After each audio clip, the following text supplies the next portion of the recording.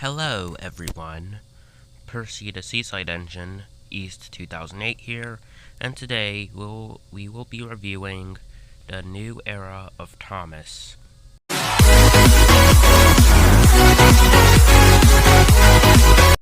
For those who likely don't know, the new era is an era what many fans of Thomas the Tank Engine have called the new series, even though it's not new anymore. That took place during season 8 to 16 of Thomas and Friends.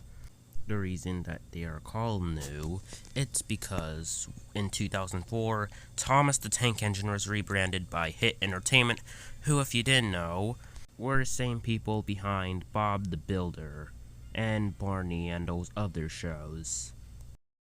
Now, I assume Hit Entertainment rebranded Thomas because Thomas and the Magic Railroad came out in 2000 to negative reviews from critics, and that caused Britt Allcraft to leave the show. Also, if you didn't know, since Britt Allcraft left Thomas and Friends in 2000 because the first movie of the franchise, Thomas and the Magic Railroad, failed to critics because there was a change in tone, thanks stupid test audiences, but I won't talk about it. I may one day talk about it in summer or any time this year, but because of this, there was a Thomas the Tank Engine spinoff called Jack in the Pack, link in the description for my review of it. It had 13 episodes. There were going to be 26. Link in the description for the wiki. They're doing a much better job than me to explain this. But they were cancelled, of course, because Bob the Builder.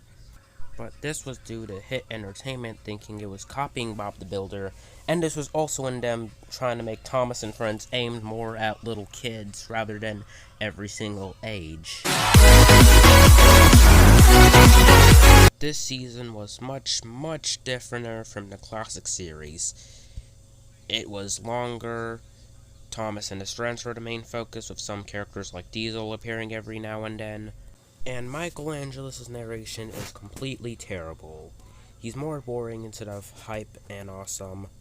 His voices of Percy and James are also very annoying and bad, and I don't want to ever listen to them again, so I'll never mention Hit Era Michelangelos again. So anyways, let's get to the characters, and most importantly, their change in personalities. When it comes to the most infamous part about the new era of Thomas is how the characters' personalities have changed. Sorry, I pronounced characters wrong. We'll start with Thomas. Thomas went from a cheeky, blue, but kind tank engine to a tank engine who's stupid and brain dead to whatever he does, and he never listens to anyone, and this continued for the next several years following. Edward is next. He went from a wise, kind engine to a weak engine that can't do anything right, even though Edward knows what he can do right. Next is Henry. Remember rant mode, everyone, coming soon to the next character we're going to. Henry went from a gentle giant to a coward all the time who would worry about everything. Gordon went from a pompous but kind engine to an engine who would show off and be a pompous jerk to any engine around him. This also had to happen in the Sharon Miller era, which I will one day review after I'm done with this. James is a complete jerk in a bad way, like Gordon is. Yes, they did it right in the classic series, and yes, I know some people will get mad at me for this, but I feel like Season 8 James is completely terrible because now he's a vain show-off like Gordon. So, Percy is next. He has a terrible voice by Michelangelos, and he always blows his whistle when it's not needed, so I'm not going to really talk about Percy that much because I don't want to, oh my god. Toby went from a wise tram engine to a weak one like Edward. But even if you can do it, Toby and Edward the Great are the only good Season 8 episodes, that doesn't excuse their flaws. And last but not least, Emily. Remember everyone, I'm going to pretend I'm swearing, but I'm just going to add the beep sound effect so that I don't swear, even though that still counts as swearing. Right, swear word everyone, and loud rant mode. Emily has one of the worst character flanderizations I've ever seen in Thomas. Like, seriously, remember, I'm gonna be really loud and really raged about talking about her. When Emily debuted in Season 7, she was a kind big sister figure to engines like Thomas and Percy.